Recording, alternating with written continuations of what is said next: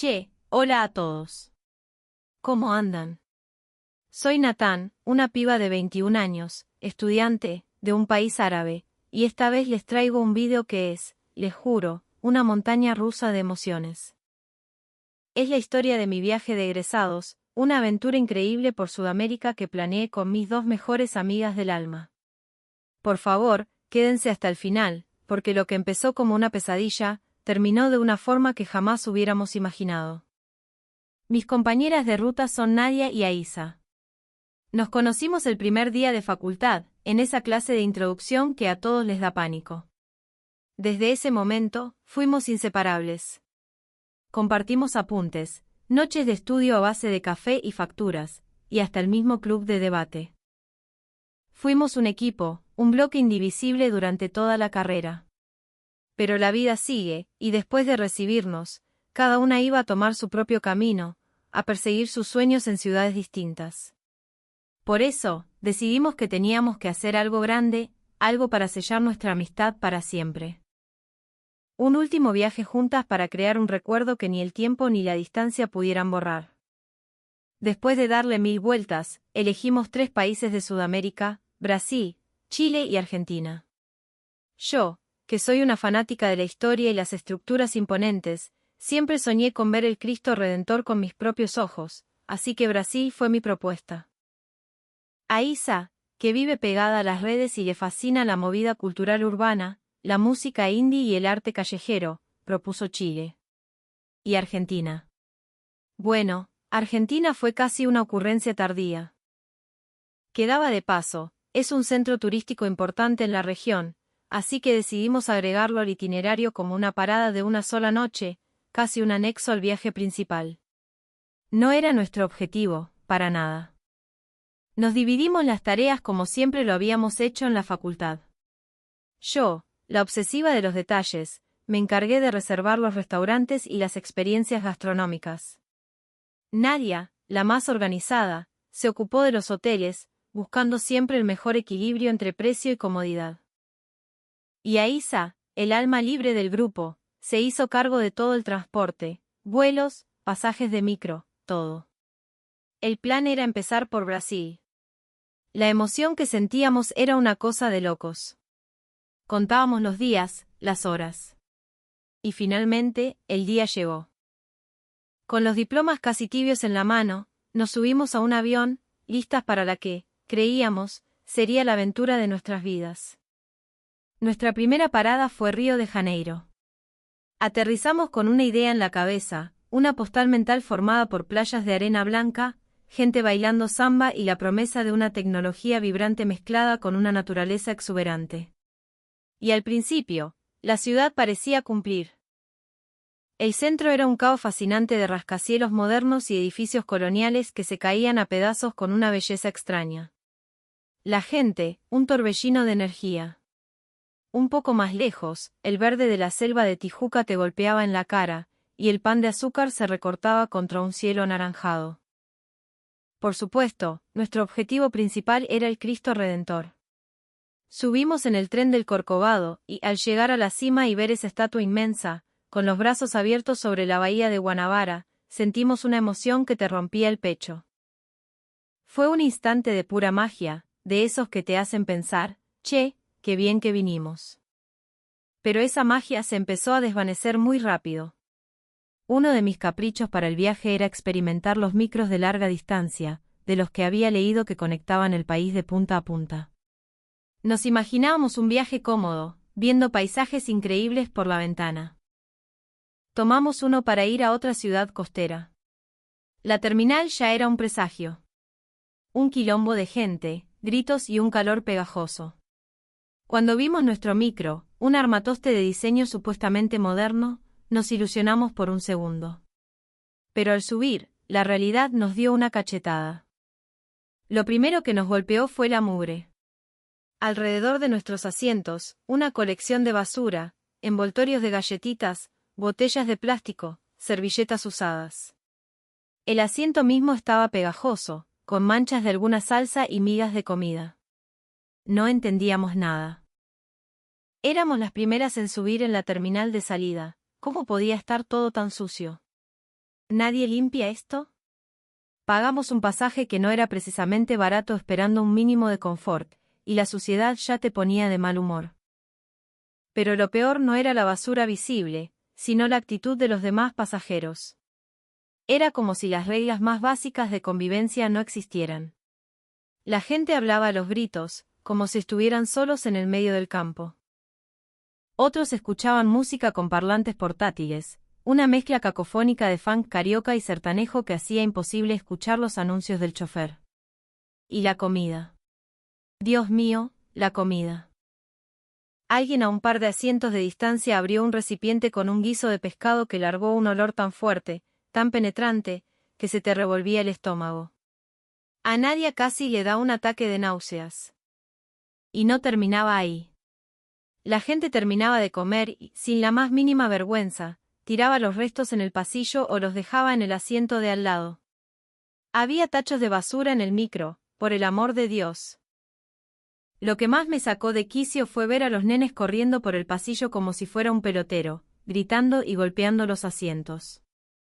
Un pibe que estaba sentado atrás nuestro se pasó la mitad del viaje pateándonos el respaldo a propósito. Le pedimos varias veces, con toda la amabilidad del mundo, que parara, pero nos miraba con una sonrisita y seguía. El padre ni se inmutó. El ruido, las patadas, la basura, bueno, uno trata de bancársela. Pero después vimos algo que nos dejó heladas. Un tipo se prendió un pucho en un área que tenía un cartel gigante de «Prohibido fumar». Otro grupo, en el fondo, sacó una botella de cachaca y empezó a tomar y a gritar. Me sentí completamente desprotegida. ¿Qué era este lugar? ¿Una dimensión paralela donde cada uno hace lo que se le canta? El aire se puso cada vez más denso, una mezcla de humo de cigarrillo, alcohol barato y olor a comida rancia. El viaje se convirtió en una tortura. En lugar de disfrutar del paisaje, estábamos contando los minutos para bajarnos, tratando de no vomitar.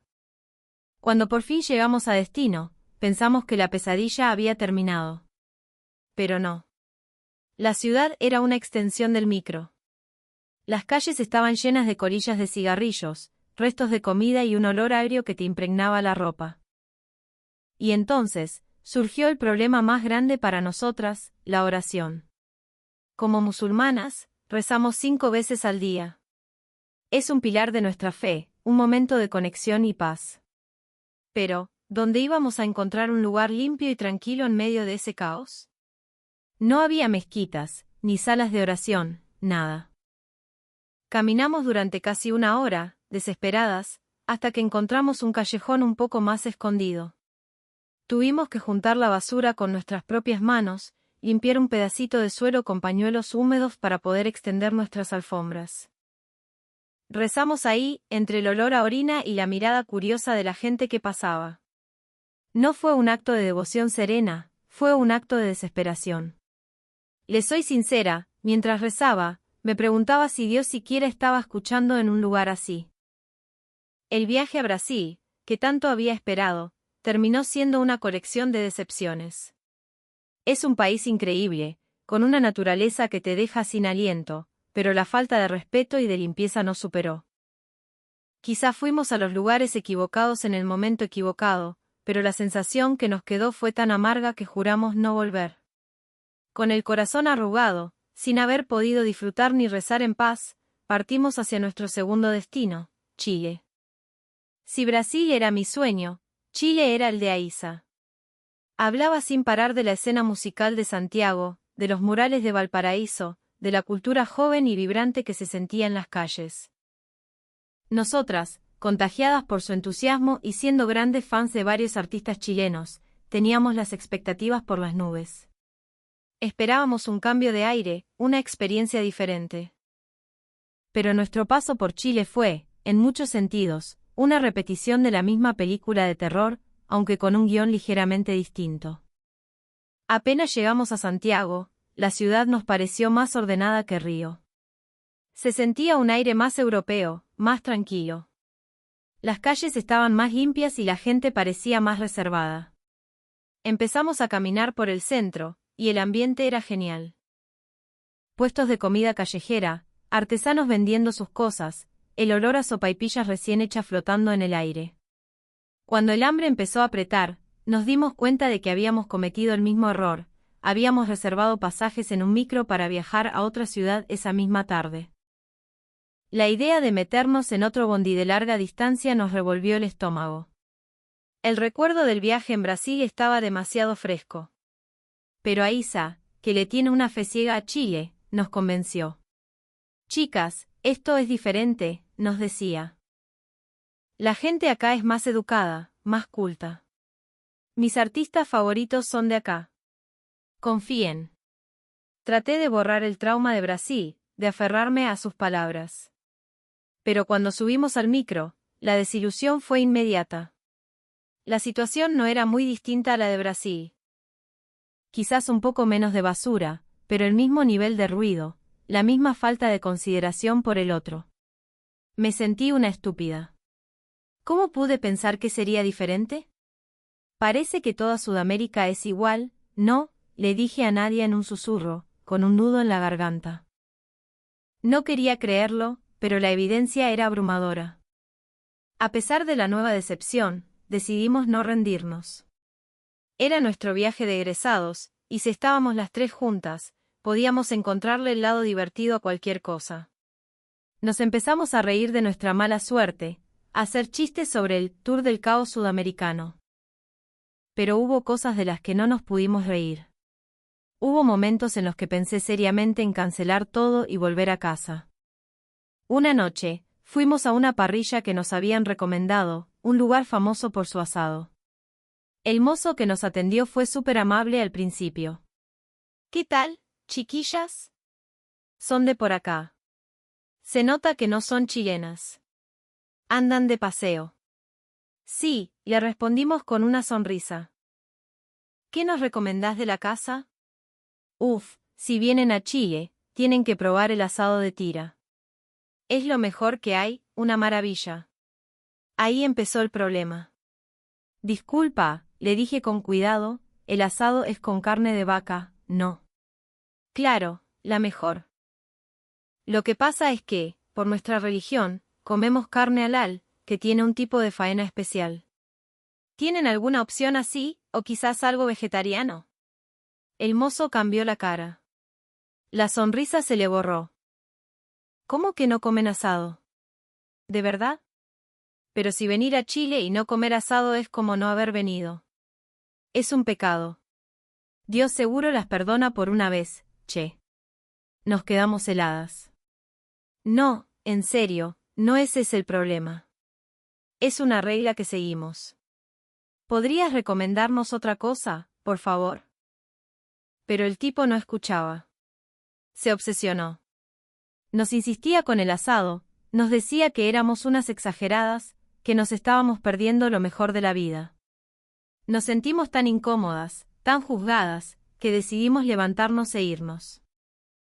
Cuando estábamos por salir, el mozo salió corriendo atrás nuestro y nos gritó, ¿A dónde van? No han pagado. Lo miramos sin poder creerlo. ¿Pagar qué? No comimos nada, ni siquiera ordenamos. El asado que no quisieron. Me hicieron prepararlo al pedo. Ahora no se lo puedo servir a nadie, el asado se come recién hecho. Así que por maleducadas, ahora lo pagan. Era una locura. Una situación surrealista. No entendíamos nada. ¿Por qué nos estaba pasando esto? No habíamos hecho nada malo. Empezamos a discutir, con lágrimas en los ojos, pero el tipo no cedía. No queríamos seguir un segundo más en ese lugar. Al final, para evitar un escándalo mayor, nos obligó a pagar por una comida que no comimos, que no pedimos y que no podíamos comer. Salimos de ahí con una sensación de impotencia y humillación que no les puedo explicar. Nos subimos a un colectivo que manejaba como un loco y llegamos al hotel con el peor humor del mundo. Durante el viaje, ninguna de las tres dijo una palabra. Al hacer el check-in, la cosa no mejoró. La habitación no se parecía en nada a las fotos de la web. Era un cuartucho diminuto, oscuro y sucio. Había una sola ventana que daba a un pulmón de manzana lleno de cables y humedad. El olor a encerrado era insoportable. Fuimos a quejarnos a la recepción, pero el encargado nos miró con cara de pocos amigos y nos dijo que esa era la habitación correcta, que no había ningún error. ¿De verdad le dan esto a los clientes?, le pregunté, indignada. Era obvio que nos habían estafado, pero no teníamos a dónde ir. Ni siquiera había un rincón limpio en el suelo para poder rezar. La frustración era total. Listo, me quiero volver a casa, dijo Aisa, con la voz quebrada. Pero si cancelábamos los vuelos, la penalidad era altísima. Y además, estaba Argentina. Ya estaba todo pago. Bueno, vamos a Argentina, dijo Nadia, resignada. Total, es una noche no más. Si es otro desastre, al día siguiente nos tomamos el avión de vuelta y listo. Con ese ánimo, con cero expectativas, sintiendo que toda Sudamérica era un continente hostil, nos preparamos para la última parada, el anexo de nuestro viaje. No sabíamos que estábamos a punto de aterrizar en el paraíso. Les juro que no esperábamos absolutamente nada de Argentina. Nada de nada. Después de las experiencias en Brasil y Chile, nuestra lógica era simple: si son todos países vecinos, deben ser más o menos lo mismo. Un quilombo. Íbamos solo porque cancelar todo era demasiado caro y no queríamos preocupar a nuestros padres. El plan era aterrizar en Buenos Aires, pasar una noche y, a la primera señal de algo raro, irnos directo al aeropuerto de Ezeiza y volver a casa. Las tres sentíamos lo mismo, una mezcla de cansancio y resignación. Pero, qué equivocadas que estábamos. Desde el momento en que aterrizamos, sentimos que el aire era distinto. El aeropuerto era ordenado, limpio. La gente caminaba con calma. Igual, estábamos tan a la defensiva que no nos detuvimos a mirar nada. Tomamos un taxi y fuimos directo al hotel. Y ahí, tuvimos nuestro primer shock. El hotel era espectacular. Un edificio antiguo, de estilo francés, elegantísimo. El lobby era imponente, con pisos de mármol, arañas de cristal y un silencio que nos pareció música celestial. Las tres nos miramos, aliviadas pero también desconfiadas. Demasiado bueno para ser verdad, susurró Aisa. Seguro que nos cobran hasta por respirar o la habitación es un desastre. Con ese miedo metido en el cuerpo, nos acercamos al mostrador. Mientras nos dirigíamos a nuestra habitación, acompañadas por una empleada, nos preparábamos para lo peor. De repente, la chica se detuvo, nos miró con una sonrisa cálida y nos preguntó. Disculpen la pregunta, chicas, no quiero ser indiscreta. ¿Ustedes son musulmanas? Mi corazón dio un vuelco. Acá empieza, pensé. Ahora nos van a decir que no podemos quedarnos, o nos van a mirar raro. Sí, ¿hay algún problema?, respondí, ya a la defensiva. La empleada, que se llamaba Florencia, mantuvo su sonrisa amable y calma. No, ¿qué problema va a haber? Para nada. Al contrario. Les pregunto porque en nuestro hotel tenemos una sala especial, una musalla, para que nuestros huéspedes musulmanes puedan hacer sus oraciones cómodamente. Si quieren, antes de ir a la habitación, las puedo llevar a conocerla. Nos quedamos mudas. Las tres. Mirándonos, sin poder creer lo que escuchábamos. Una sala para rezar, balbuceó Nadia. Acá en Argentina. Yo estaba alucinada. Tenía entendido que Argentina era un país mayoritariamente católico. ¿Por qué le darían tanta importancia a una musalla en un hotel? Florencia, con una paciencia infinita, nos explicó. Sí, claro. Buenos Aires es una ciudad súper cosmopolita, viene gente de todo el mundo, con distintas religiones. En el hotel queremos que todos se sientan como en su casa. Entendemos que no siempre es fácil encontrar una mezquita cerca. Así que nos pareció lo más normal del mundo ofrecer un espacio para quienes necesitan rezar. Si podemos ayudar en algo, lo hacemos. Casi me largo a llorar ahí mismo. Se me hizo un nudo en la garganta de la emoción. No podía creer tanta amabilidad, tanta consideración. Esto Esto era la famosa hospitalidad argentina de la que había leído. Esto era calidez humana. Por primera vez desde que habíamos llegado a Sudamérica, me sentí bienvenida, respetada. Feliz. Florencia nos guió por un pasillo y abrió una puerta. Lo que vimos adentro fue increíble. No era un cuartito improvisado. Era una sala preciosa, impecable. El suelo estaba cubierto por una alfombra suave, en las paredes había caligrafía árabe delicadamente pintada y tenía todo lo necesario para la oración, desde Coranes hasta brújulas indicando la Qibla. Tener una musalla tan perfecta en un hotel argentino era algo que nunca hubiera soñado. Me conmoví hasta las lágrimas. ¡Qué increíble, Argentina!, pensé. Piensan en nosotras, en gente como nosotras. Y no solo en nosotras, sino en todos los musulmanes que pasaran por ahí. Era algo para estar profundamente agradecidas. Argentina era un país maravilloso, mucho más de lo que jamás habíamos imaginado. Después de rezar en esa musalla que nos pareció un oasis, le preguntamos a Florencia si conocía algún lugar para comer comida halal. Por supuesto que conocía. Nos recomendó un restaurante y hasta nos llamó un taxi. Y ahí, otra vez, nos esperaba una sorpresa. ¡Guau! Esto es comida halal, dijimos al ver los platos que llegaban a la mesa. Una variedad de empanadas árabes con un toque criollo, un locro hecho especialmente para nosotras, sin una gota de cerdo, y carnes asadas con certificación halal. Todo era un festival de colores y aromas. Empezamos a comer y era, sencillamente, delicioso. ¿Qué es esto? El sabor es increíble, exclamé probando una empanada.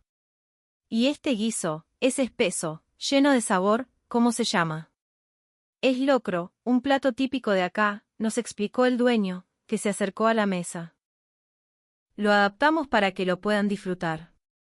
Nos sentimos tan cuidadas, tan mimadas. Después de la cena, Florencia nos enseñó a tomar mate.